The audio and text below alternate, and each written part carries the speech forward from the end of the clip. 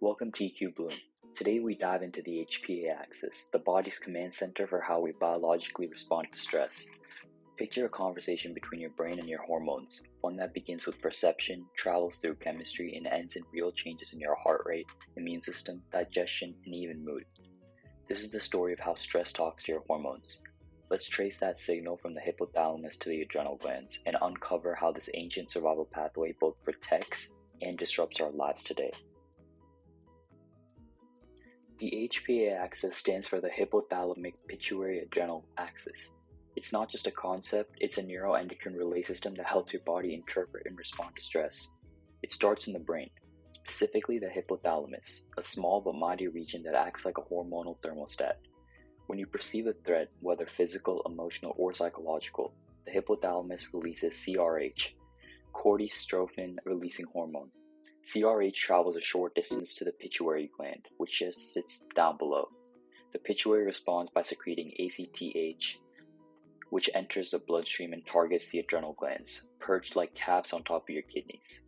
The adrenal glands then release cortisol, the body's primary stress hormone. This chain reaction can begin in seconds, and cortisol levels typically peak within minutes.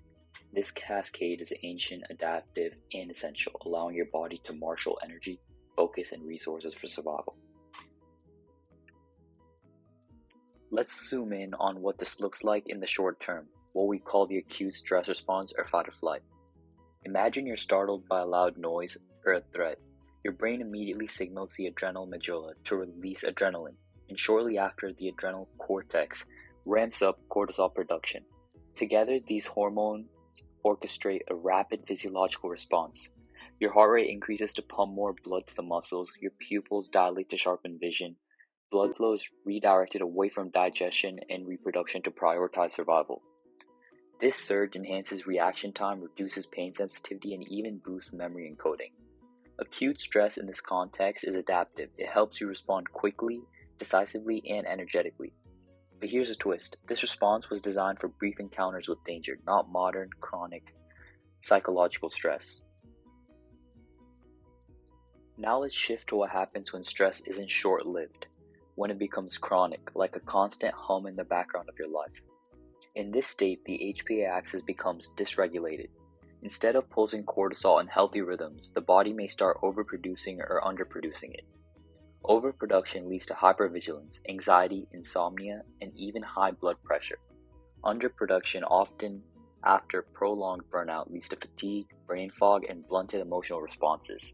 One key structure impacted is a hippocampus, which is crucial for memory and emotional regulation.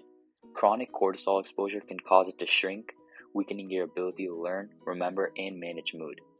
Sleep becomes shallow, immunity declines, and you may feel constantly on edge or completely depleted. In short, the stress response becomes a stressor. Cortisol isn't inherently harmful like any hormone. It's about context, timing, and balance. Cortisol influences nearly every major system. In the brain, it sharpens focus during short-term stress, but long-term it can alter neurotransmitter balance and impair cognition. In the immune system, cortisol temporarily dampens inflammation, but chronic elevation suppresses immunity and may trigger autoimmune flares. In the digestive system, it slows motility and weakens gut lining integrity, contributing to IBS, bloating, and gut permeability. In the reproductive system, cortisol can suppress sex hormone production, leading to irregular cycles, infertility, and reduced libido. Emerging research also links HPA axis dysfunction to depression, anxiety disorders, PTSD, and metabolic conditions. It's not the presence of cortisol that's harmful, it's the persistent, unmodulated activation of the system that creates disease. Here's the good news. The HPA axis is plastic. It can be rewired.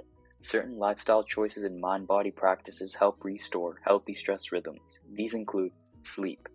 Deep, consistent sleep helps reset cortisol circadian pattern. Poor sleep leads to morning fatigue and evening cortisol spikes. Breathwork and meditation.